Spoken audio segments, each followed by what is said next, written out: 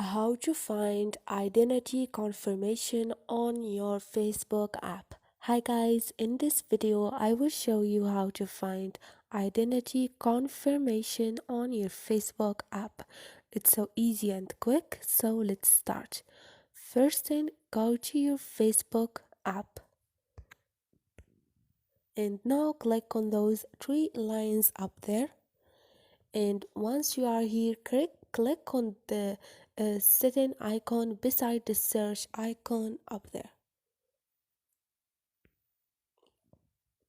and here click on the first option, which is personal and account information, and now click on